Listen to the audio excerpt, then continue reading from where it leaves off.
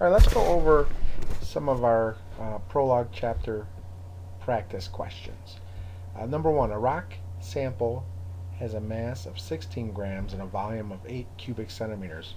When the rock is cut in half, what is the volume and the density of each piece? All right, so we start with 8 cubic centimeters. Half of that would be 4, so we have A and D have 4 cubic centimeters answer. And then what would be the density? Well, the density is the mass divided by the volume. So that's 16 divided by 8. So if we use a calculator, 16 divided by 8 equals 2. So answer A is half, 4 cubic centimeters, and a density of 2 grams per cubic centimeters. So we will use the draw tool, and let's pick a nice color we want.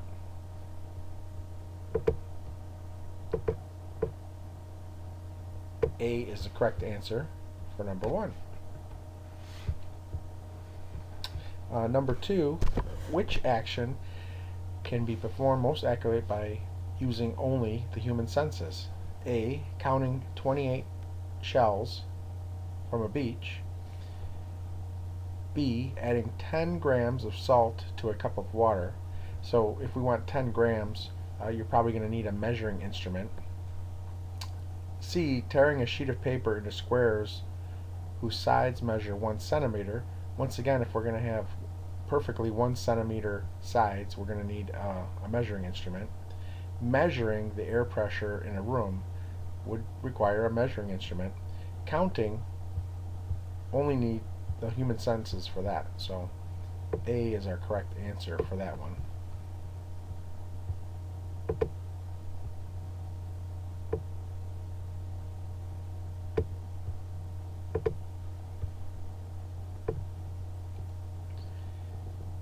Three, the graph below shows the recorded change in water level, ocean tides, at a coastal city in the northeastern United States during one day. Which inference about tides is best made from the given graph? A, the rate of tide changes is greatest at high tide. B, the tide change is a random event. C, the tidal change is cyclic. D, the hourly rate of tidal change is always the same. Well, this looks like it's cyclic in the graph, so we can probably infer that the tidal change is cyclic and will continue to do that time after time. So C is an inference by looking at the graph.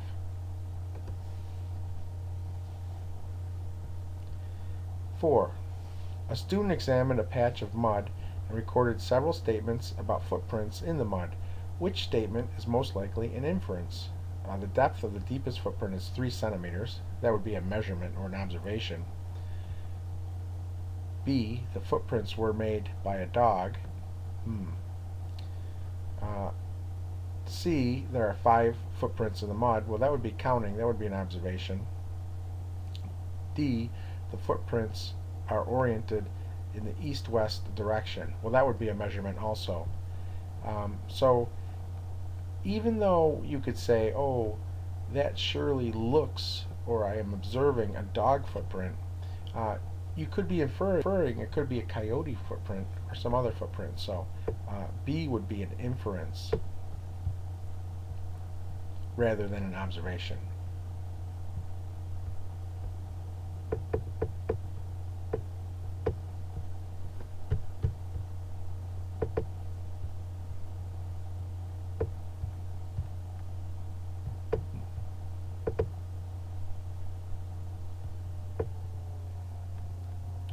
Five, samples of air collected from the region surrounding large city were tested for pollutants.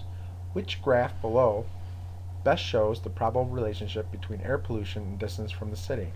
A, where as you go away from the city, it gets higher and then lower and then higher and lower, the amount of pollutants. B, where as you get farther away from the city, you have the same amount of pollutants. C, as you get farther away from the city, air pollutants, amounts of pollutants increases exponentially. Or D, as you move away from the city, the amount of pollutants decreases exponentially. So more than likely, pollution is closest to the city. So as you get farther away from the city, it decreases the amount of pollution that you find. So D would be the correct answer. 6.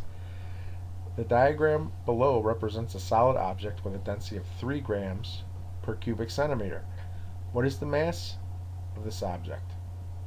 So our equation, density equals mass times volume, we're given the volume of this box and the density, and we're looking for mass. So mass equals density times volume.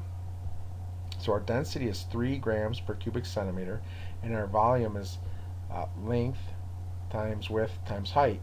So that's 1 times 3 is 3, 3 times 2 is 6. So our density times our volume of 6 cubic centimeters is 3 times 6, and that equals 18 grams. That's right. 3 times 6 equals 18 grams. So A is our correct answer. 7. The graph below shows temperature readings for a day in April. The average rate of temperature change in Fahrenheit degrees per hour between 6 a.m. and noon was, so 6 a.m. and noon, we have a temperature change from 30 to 48, so that would be an 18 degree change in temperature, and that's 1, 2, 3 hours.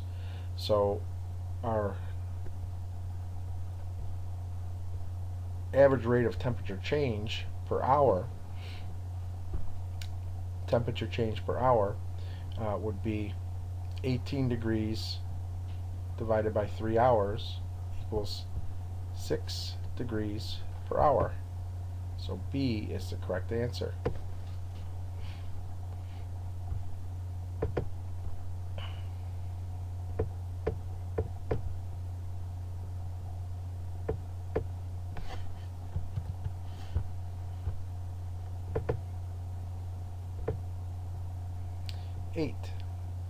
Solve this rate of change problem at 7 a.m.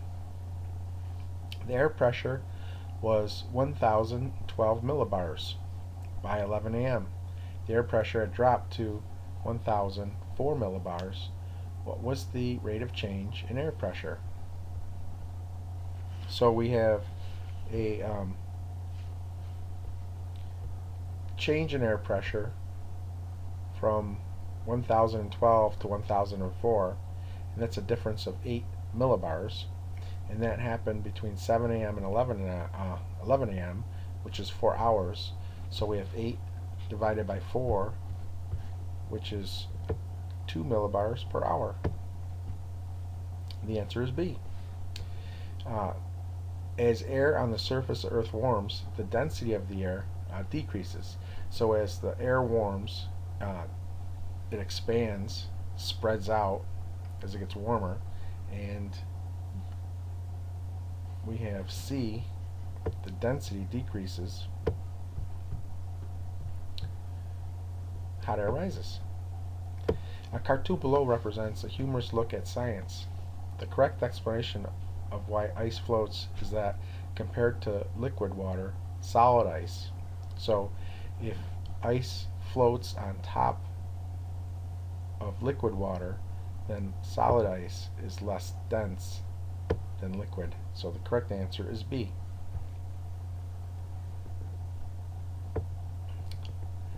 11. The diagrams below represent 4 different mineral samples with different shapes and masses. Diagrams are not drawn to scale. Alright, so we have A has a mass of 12 and a volume of 4. So density is mass divided by volume. That gives us a density of 3 grams. B has a mass of 16 and a volume of 4. Density is mass divided by volume.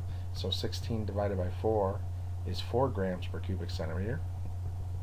C has a mass of 20 and a volume of 4, so 20 grams divided by 4 cubic centimeters is 5 grams per cubic centimeter. D has a mass of 24 and a volume of 4, so 24 grams divided by 4 cubic centimeters is 6 grams per cubic centimeter. Which graph best represents the density of each sample? So as you increase the volume of an object with its density, its mass also increases. The faster the rate of increase, the more dense an object is. So we have 3, 4, 5, 6 for our densities. So A is the least dense and increases the least mass as the volume increases, and D is the most dense, so it increases the most mass as the volume increases. Therefore, and these are all in order, so it goes A, B, C, D in that order. So B is our correct answer.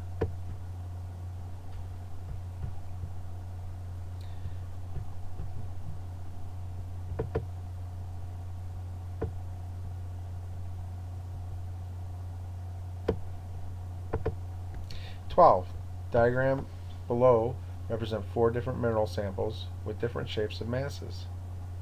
The diagrams are not drawn to scale. We have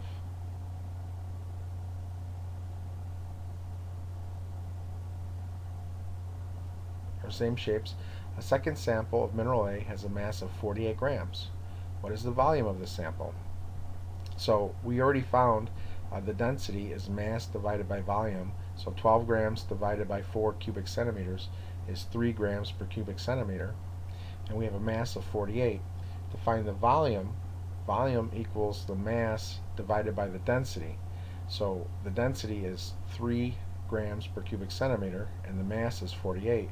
So 48 divided by 3, 48 grams divided by 3 grams per cubic centimeters equals 16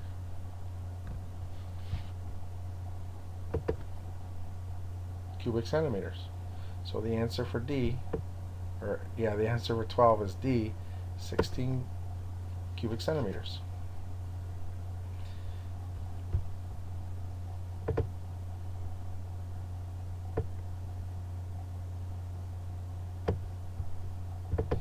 Question 13. The diagram below represents 4 solid objects made of the same uniform material. The volumes of the sphere and the bar are not given. Here's the sphere, no volume. Here's the bar, no volume. But the mass is given. So let's find the density. These are all the same material, so they should have the same density. So if we take 81 grams divided by 27 cubic centimeters to find the density, so we go 81 divided by 27, it equals 3 grams per cubic centimeter. And we can check to see if this is the same. We have 60 grams divided by 20 cubic centimeters, and if we divide 60 grams by 20 cubic centimeters, we'll see the answer is 3 grams per cubic centimeter. The sphere was dropped into the water in a graduated cylinder as shown below. So before the sphere was put in the water, the volume of the water is at 40, and after the sphere is dropped in the water, the volume of the water with the sphere is 65 milliliters. So that's a difference of 40 to 65 is a difference of 25 milliliters. So D is our answer. We also could have found the volume by using our equation that our density of this material is 3 grams per cubic centimeter and the mass is 75 grams. So if we want to find the volume, you'd have the mass 75 divided by 3, and that would give you 25 milliliters or 25 cubic centimeters.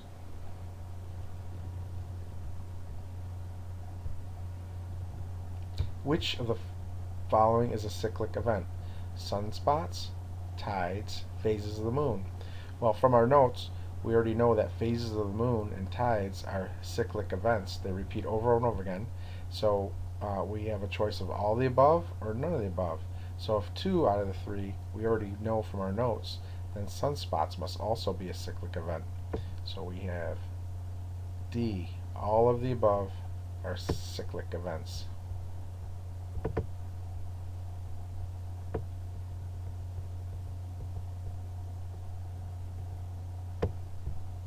15. As shown in the diagram, an empty 1,000 milliliter container has a mass of 250 grams.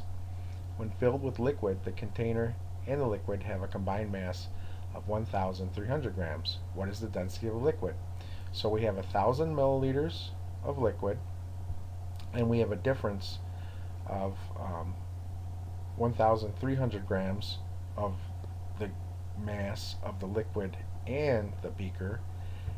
And if we subtract the 250 from the beaker, so we have 1,300, and if we subtract 250, we have 1,500 grams is the mass of the liquid alone. So to find the density, we have mass divided by volume. So we have 1,050 grams divided by 1,000 milliliters equals 1.05 grams per milliliter. So C is our correct answer. 16. The diagrams represent particles of the same type of sedimentary rock material collected from a stream bed. The diagrams are drawn to scale. Which inference about the density of particle A and particle B is most accurate? Particle A is large, particle B is smaller, particle C is smaller, but they're the same type of sedimentary rock. Particle A has a greater density than B because particle A has a greater mass. I'm not sure about that. Particle B has a greater density than particle A because particle B has been worn to a smaller size. That doesn't even make sense. Particle A and particle B have the same density because they are made of the same material. Well, that would be a good answer because we already know that if it's the same material, it more than likely has the same density, so this is something we can infer is true. D. Particle A has a greater density than particle B because particle A has a greater volume. C is our correct answer. They have the same density because of the same material.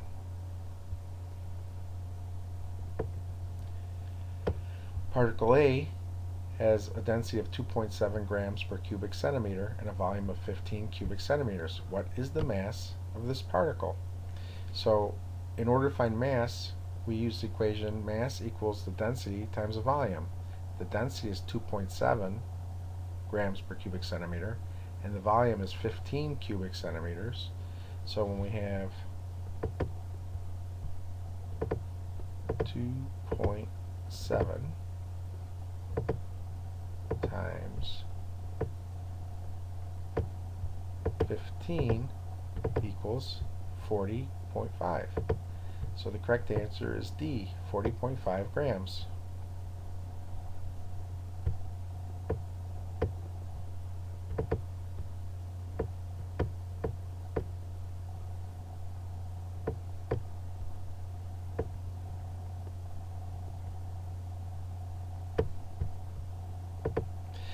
Base your answers to questions 18 and 19 on the data table below, which shows the volume and mass of 3 different samples, A, B, and C, of the mineral pyrite. On the graph above, plot the data, volume, and mass for the 3 samples of pyrite and connect the points with a line. So let's take a look here. We have C is a volume of 20 cubic centimeters and a mass of 100 grams. So the point would be right there. Draw a little circle. B, the volume is 6 cubic centimeters and the mass is 30 grams. So we have 6, let's see,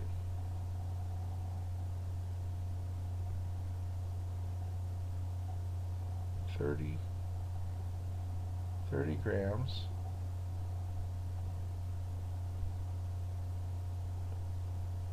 and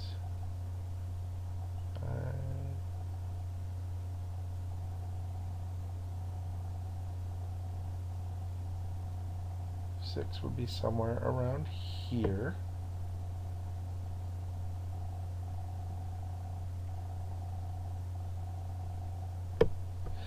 And then our sample A has a mass of 2.5 grams, or 12.5 grams, and a volume of 2.5 cubic centimeters.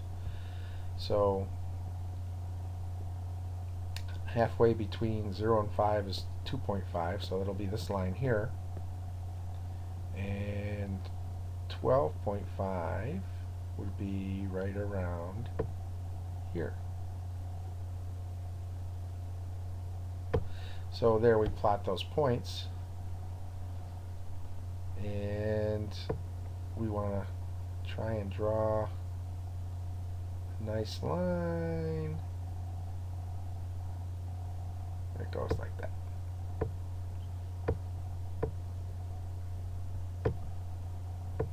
So that's a pretty good line.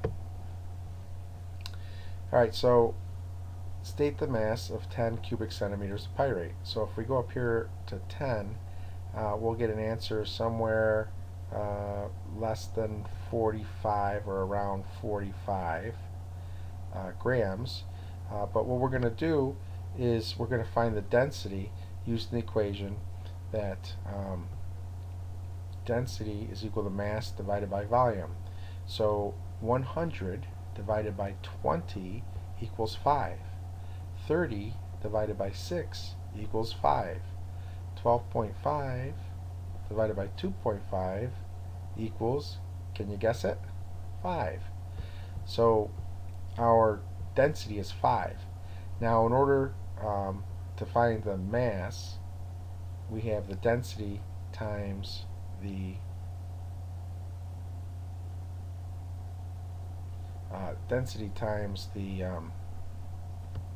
volume, and the density is 5, so 5 grams per cubic centimeter times 10 equals 50.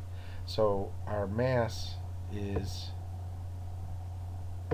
50 grams. Alright, so I guess we could have made our line a little better here.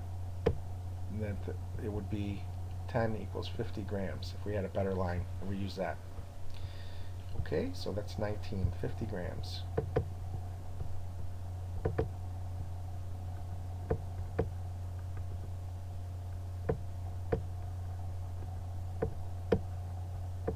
Alright.